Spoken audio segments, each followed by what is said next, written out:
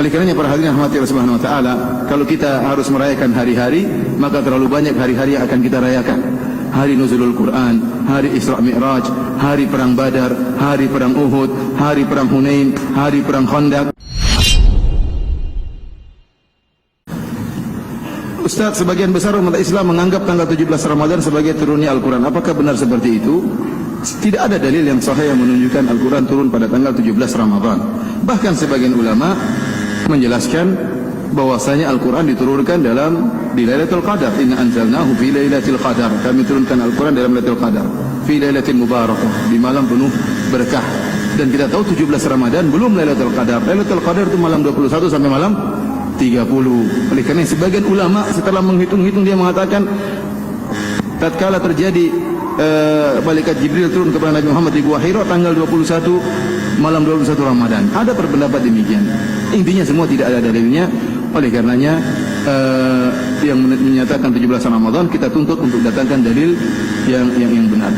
Dan seandainya pun turunnya tanggal 17 Ramadan, maka tidak perlu kita merayakan hari nuzulul Quran.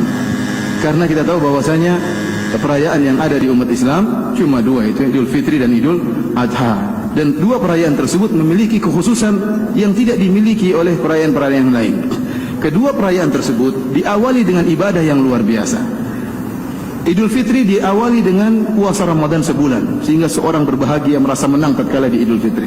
Idul Adha diawali dengan mabit di Mina, kemudian wukuf di padang Arafah, berdoa kepada Allah, kemudian akhirnya bertahalul pada tanggal 10 Dzulhijjah melaksanakan Idul Adha. Jadi dimulai dengan ibadah yang agung, ibadah haji. Kemudian ibadah tersebut dibuka juga dengan ibadah yang agung. Hari bersenang-senang tetapi dibuka dengan solat Id. Di pagi hari solat Id, baru kemudian melaksanakan perayaan. Ya. Oleh karenanya hari Jumat pun demikian. Hari Jumat adalah hari raya, pekanan tiap pekan bagi kaum muslimin, itu pun diisi dengan solat Jumat. Berbeda dengan perayaan-perayaan yang lain, seakan-akan yang jauh dari syariat Allah Subhanahu Wa Taala, hanya sekedar bersenang-senang. Oleh karenanya tatkala Nabi SAW mendatangi kota Madinah, ada dua hari yang sering kaum Ansar melakukan perayaan pada hari tersebut. Tradisi. Itulah tradisi, bukan perayaan jahiliyah, bukan perayaan dalam rangka untuk menyembah berhala, tidak. Tapi dua hari mereka biasa bermain-main pada hari tersebut. Nabi tegur dan Nabi mengatakan, qad abdalakumullah, dengan suatu Allah telah menggantikan dua hari tersebut dengan khairan minhuma, dengan hari raya yang lebih baik daripada keduanya, itu Idul Fitri dan Idul Adha. Oleh karenanya para hadirin rahmati Allah Subhanahu wa taala, kalau kita harus merayakan hari-hari, maka terlalu banyak hari-hari yang akan kita rayakan. Hari nuzulul Quran, hari Isra Mi'raj, hari perang Badar, hari perang Uhud, hari perang Hunain, hari perang Khandaq, hari Fatu Makkah. Ini baru hari-hari perayaan.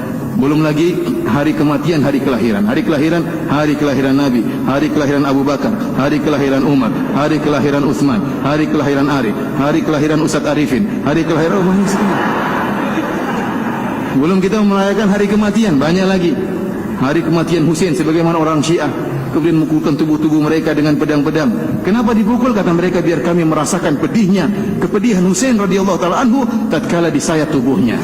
Kita bilang kalau gitu Hasan juga meninggal diracun. Kalau gitu minum racun tatkala, biar merasakan bagaimana pedihnya racun tatkala masuk di tubuh Hasan. Kemudian Ali bin Abi Thalib juga dibunuh lebih kejam, ditikam juga sama. Artinya banyak kematian yang mau kita rayakan. Hari kematian Nabi, hari kematian Nabi lebih menyedihkan daripada kematian Husain. Lebih berpengaruh pada kehidupan daripada Husain. Terlalu banyak yang mau kita rayakan hari kematian Khadijah, hari kematian putra Nabi, terlalu banyak yang mau kita rayakan. Belum lagi hari-hari yang lain, hari ibu, hari bapak, hari kakek, hari nenek, hari istri, hari poligami, hari banyak sekali.